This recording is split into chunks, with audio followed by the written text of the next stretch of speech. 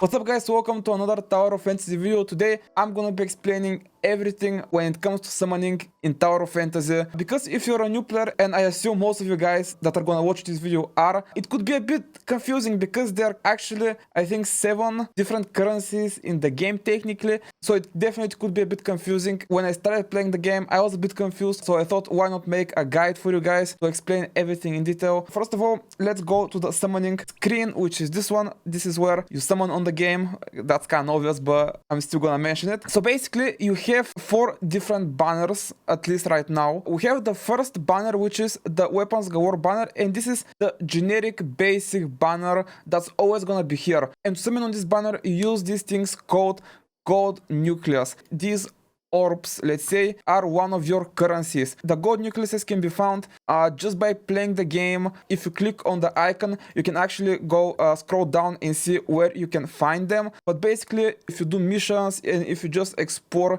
and play the game you'll find a lot of them. And this banner actually has a pity. Basically when you get to 80 summons you get a guaranteed SSR, and even if you get an SSR before the 80 it doesn't reset, which is really nice. So technically you can get an SSR on pool 79 and then you can get a guaranteed SSR on pool 80, which is really nice. So when you click on more info you can check which characters are on the banner, and basically every character right now in the game is on the banner except the limited characters. Right now Nemesis is the only limited character. Obviously in the future there are gonna be more characters, and we don't actually know when the limited characters are gonna come to the generic banner. It could be a month, it could be 3 months, it could be never, who knows. But yeah, so keep that in mind. Also the drop rate for this banner isn't very high. Overall the drop rates in this game aren't that good, but it is what it is. So the drop rate starts at 0.75% and it can go up to 2%, which is very low, but at least you have a guaranteed. So pretty much that's the generic banner.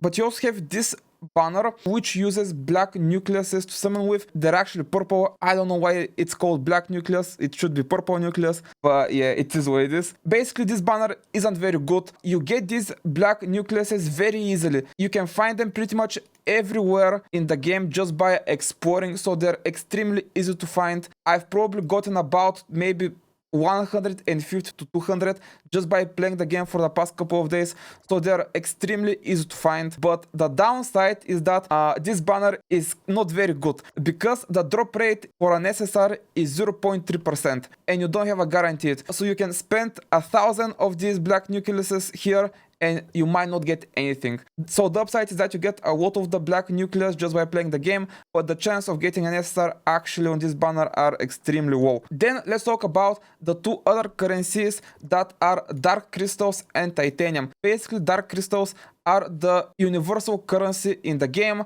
You can spend them on pretty much anything, and the titanium is the premium currency that you can only buy with real money. You can't get them by playing the game, you can only buy them with real money. Now let's go to the limited banners. So the limited banners are the banners with the new characters. So the first limited banner in the game is Nemesis, and basically on the banner you get every other character but also including Nemesis. The special thing about these banners is that if you get an SSR it's actually a 50% chance that you get the limited character, which is actually very nice. You get a 50-50 chance to get the character. The thing I don't like is that it's not guaranteed. It would have been a lot better when, let's say, you get to the 80, you get the guaranteed, and it's actually the limited character for this banner. But when you get an SSR, it's a 50% chance that you'll get the limited character. That's a bit unfortunate, but it is what it is. And the drop rates for this banner are the same as the other one, 0.75 up to 2% for an SSR. And on this banner you summon with a red nucleus. So red nucleus are the currency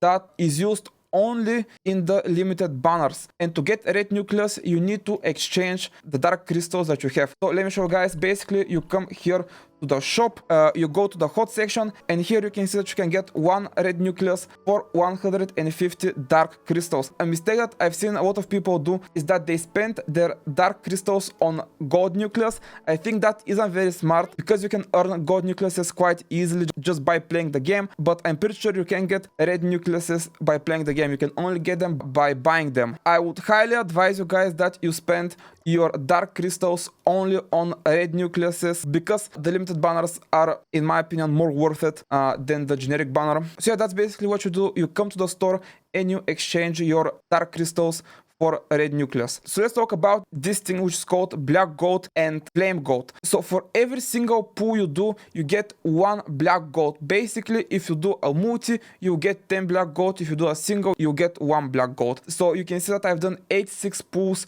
on this banner, so I have 86. And the thing you can do with black gold is actually very cool. You come here to the commission area and you go to the weapon store, and here you can actually exchange your black gold for duplicates of the characters that you already have. You can buy characters that you don't have, but this is the best way to get dupes in the game if we don't count summoning, which is really nice. So flame gold actually works kind of similarly. You get flame gold when you summon on the limited banners, and you get black gold when you summon on the generic banner. So with flame gold you can actually get the new character, but you need 120 flame gold. And again, it works exactly as the other banner. When you do a summon, you get 1 flame gold. So technically a new character is guaranteed if you do 12 multis. If you do 120 summons, you get the new character. Yes, technically if you do 12 multis, the character is guaranteed and you can get. So that's basically how black gold and flame gold works. Also, another thing about the limited banners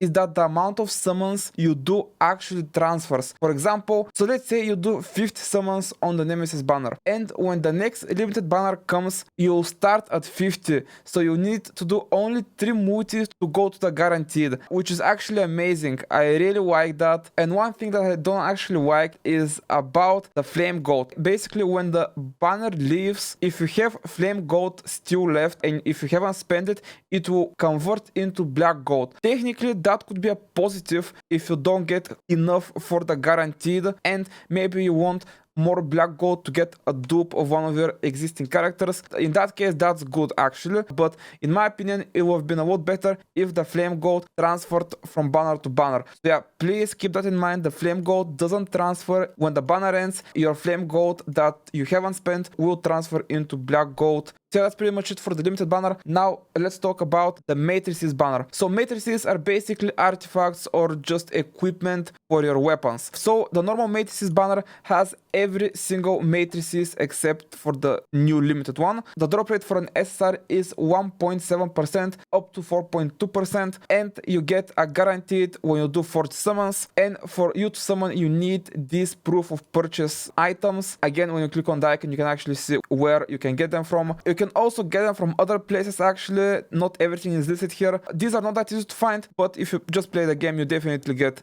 a decent amount. And when you do a summon, you get these base chips. These are basically the equivalent of black gold, but for the matrices banner, and you can exchange these base chips for other matrices in the shop. Yeah, that's basically it. And then let's go to the limited matrices banner. On this banner you have every other matrices as well as the new ones for the new character. Again, you have a guaranteed SSR matrix at 40 summons, and like the limited character banner, when you get an SSR, it has a 50% chance to be one of the new ones. Also, when you do a summon, you get an overclocking chip, which you can exchange for one of the new matrices. And exactly like the flame gold, the overclocking chips convert into base chips when the banner leaves. So yeah guys, that's basically everything about the summoning system in Tower of Fantasy. Yes, it is a bit complicated, but I hope you guys understood everything. If you have any questions, leave them in the comments. I'll answer them if I can. And yeah guys, if you found this video helpful, give it a like. Also, you can subscribe to our channel for more daily Tower of Fantasy content. And yeah, hope you guys enjoyed. I've been Koki, and I'll see you guys next time.